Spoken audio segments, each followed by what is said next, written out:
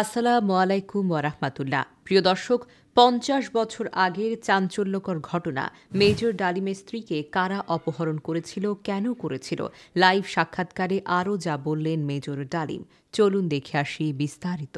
বহু বছর ধরে জনশ্রুত বীর মুক্তিযোদ্ধা লেফটেন্যান্ট কর্নেল শরীফুল হক ডালিমের বীর বিক্রম স্ত্রীকে অপহরণ করা হয়েছিল। শেখ মুজিবুর রহমানকে সব তার পেছনে নানান কারণের মধ্যে এই অপহরণের ঘটনা একটি পুঞ্জীভূত ক্ষোভ বলে মনে করেন অনেকে।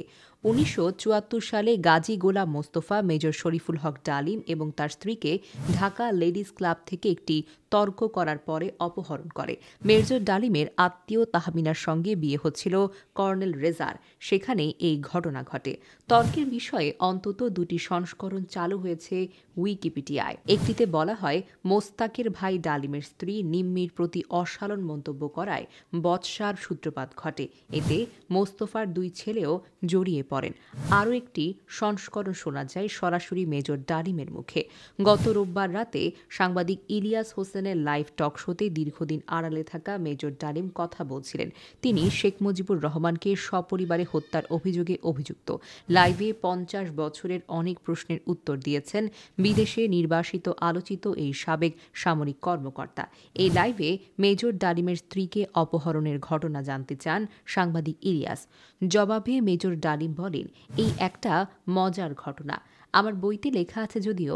আমার এক খালাতো বোন, তার নাম হলো পারভিনা, তার বিয়ে ঠিক করেছিলাম আমি আর নিম্মি কর্নেল অলিউল্লার সাথে। সে আমাদের চেয়ে জুনিয়র।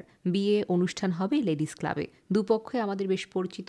তখন আমরা কি করলাম, সমস্ত অ্যারেঞ্জমেন্টের দায়িত্ব আমাদের উপর এলো। এত মানুষের সঙ্গে পরিচিতি, কে কাকে রেখে বাদ দেই, দাওয়াত দেই। দুই তরফে ২ থেকে ৩ হাজারের মতো লোক ইনভাইটেড ছিল। চলছে বিয়ের আসর। তখন আমার একমাত্র শালা, যার নাম হলো বাপ্পি, সে ম্যাকগিল ইউনিভার্সিটিতে পড়তো, ছুটিতে আসছে দেশে। He was also present in the ceremony. আমি আর নিম্মি তো দুই পক্ষের হোস্ট বলা যায়, সবাই সব দেখাশোনা করছি। বাপ্পি বসে আছে ছেলেদের যেখানে বসার জায়গা সেখানে। তখন লম্বা চুলের একটা ফ্যাশন ছিল আর কি। সে অন্যান্য গেস্টদের মতোই সেখানে বসেছিল। আর পেছনে রোতে Gazi Golam Mostafa, his wife was also invited in the function from the other side, not from our side. মানে ছেলে পক্ষের গাজী গোলাম মোস্তফার ছেলেরা এবং সাঙ্গপাঙ্গরা পেছনের সিটে বসা। তাদের মধ্যে একটা ছেলে বাপ্পির চুল টান দিয়ে পেছন দিক থেকে, বাপ্পি ভদ্র মানুষ, বিদেশে থাকে, বিদেশে বড় হয়েছে, সে কিছু বলে নাই। আবার ওরা চুল টান দিল। দ্বিতীয়বার টান দেওয়ার পর বাপ্পি পেছনে তাকিয়ে বলল, সে একটা ছেলে। তারপর সে বলল, তুমি চুল টান দিয়েছ কেন? বলল, হ্যাঁ। বলল, কেন?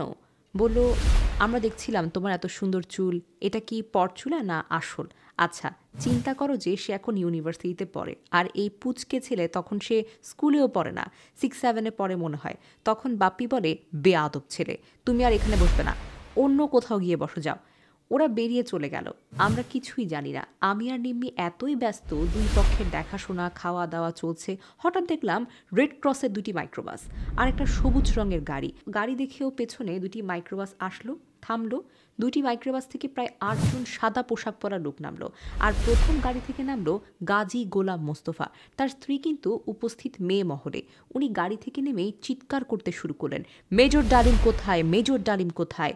বহুত বার বেড়েছে, আর সহ্য করা যায় না।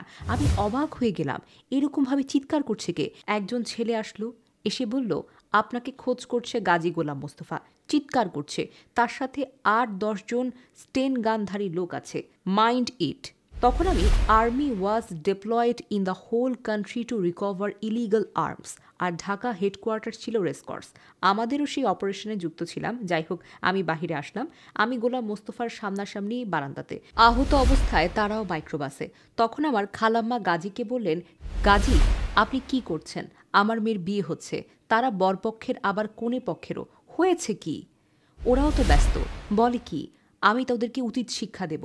তখন আমার স্ত্রী বলল, তাকে একা নিয়ে যেতে পারবেন না, আপনি আমাকেও সঙ্গে নিয়ে যান। ঠিক আছে, চলো।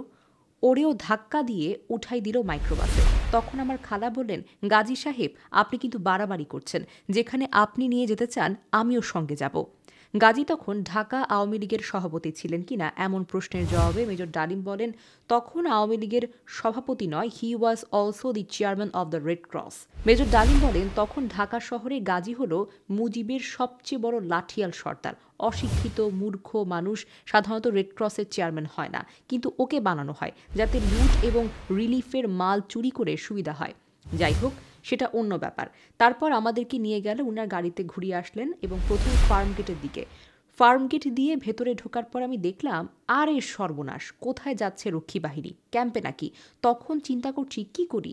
এর মধ্যে আমার খালা আর নিম্মি নিজেদের বাড়ি ছেড়ে চুল্লু আর আলমকে ব্যান্ডেজ করে দিয়েছে, যেখানে যেখানে ক্ষত রয়েছে আর কি। আমি হঠাৎ বললাম, গাড়ি থামাও ড্রাইভার।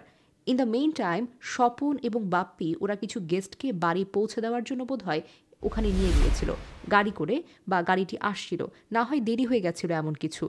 তো আমি বললাম, গাড়ি থামাও। ড্রাইভার গাড়ি থামায় এবং আমরা গাড়িতে প্রায় 4 জন স্টেইন গানধারী লোক। তাদের একজনকে বললাম, গাড়িতে যিনি বসে আছে গোলাম মোস্তফা গাজী, নেমে এখানে আসতে। তারপর সেই লোকটা স্টেইন গান নেমে আসলো এবং গাজীর কাছে এলো। গাজীও তখন নেমে গেল। তখন মনে হয় ওরা তাকে বলছে আপনাকে ডাকছে।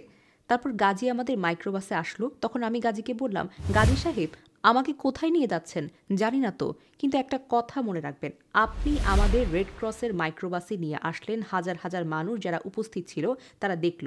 আমাদের সঙ্গে যাই করেন আপনি কিন্তু পার পাবেন না। এটা শোনার পর তো গাজী ঘাবড়ে গেল। আমি বললাম, গাজী সাহেব, আমি আপনাকে একটা পরামর্শ দিই, আপনি আগে পারমিশন নেন, না হলে বাঁচতে পারবেন না। এর মধ্যে আমার ছোট ভাই স্বপন বীর বিক্রম লেডিস ক্লাবে ফেরত আসছে। ওরা ঘটনা শুনে ওখান থেকে স্বপন সোজা চলে গেল ঢাকা ক্যান্টনমেন্টে। সেখানে বলল বিয়ে বাড়ি থেকে কিডন্যাপ করেছে। এই বিয়েতে কিন্তু জিয়াউর রহমান, শফিউর, খালেদ মোশাররফ সহ সবাই উপস্থিত ছিলেন। ওই খবর পাওয়ার পর একদল অফিসারকে গাজীর বাড়ির সামনে পাঠানো হলো। সেখানে যারা ছিল তাদের সবাইকে বন্দি করা হলো। টকশোতে মেজর ডালিম বলেন, মুজিব তো মারাই যায়নি, মুজিব একটা সেনা অভ্যুত্থানে নিহত হয়েছিল। সেনা অভ্যুত্থান তো আর খালি হাতে মার্বেল খেলে না, ওখানে দুই পক্ষই গোলাগুলি হয়, হতাহত হয় দুই পক্ষেরই। যেমন মুজিবের পক্ষের কিছু লোক মারা গেল, সেখানে সেনা অভ্যুত্থানকারী বিপ্লবীদের পক্ষ থেকে কিছু লোক প্রাণ হারায়। এটাই তো বাস্তবতা। কিন্তু বিপ্লবীরা বিজয়ী হয়ে গেল, তারা ক্ষমতা নিজের হাতে নিজে নিয়ে নিল। তিনি বলেন, মুজিবের মৃত্যু ও বাকশাল পতনের খবর জানার পর শহর, বন্দর, গ্রামের লাখ লাখ মানুষ আনন্দ মিছিল বের করল। যে সমস্ত রাজনৈতিক নেতা বা দলগুলো আন্ডারগ্রাউন্ড ছিল তারাও কিন্তু জনসমর্থন নিয়ে রাস্তায় চলে আসে। এভাবেই জনস্বীকৃতি পেয়েছিল 15ই আগস্টের বৈপ্লবিক সামরিক অভ্যুত্থান। জাতীয় সঙ্গীত ইস্যুতে মেজর ডালিম বলেন, বাংলাদেশের জাতীয় সঙ্গীত রবীন্দ্রনাথ ঠাকুরের না হয়ে কাজী নজরুল ইসলাম বা অন্যান্য স্বনামধন্য দেশীয় কবিদের গান হতে পারত। ভিনদেশী একজন কবির গানকে জাতীয় সঙ্গীত বানানোকে পৃথিবীর ইতিহাসে বিরল বলে মন্তব্য করেন তিনি। শেখ মুজিবের সঙ্গে সম্পর্ক নিয়ে মেজর ডালিম বলেন, আমার বইতে পরিষ্কার লেখা আছে মুজিব পরিবারের সাথে আমার কী সম্পর্ক ছিল, সেটা ব্যক্তিগত বা পারিবারিকভাবে। আমরা কিন্তু তার সঙ্গে বিট্রে করিনি। আমাদের যখন চাকরি থেকে বের করে দিলেন আমরা মেনে নিয়েছি। তিনি নিজে রাখলেন আমাকে আর নূরকে।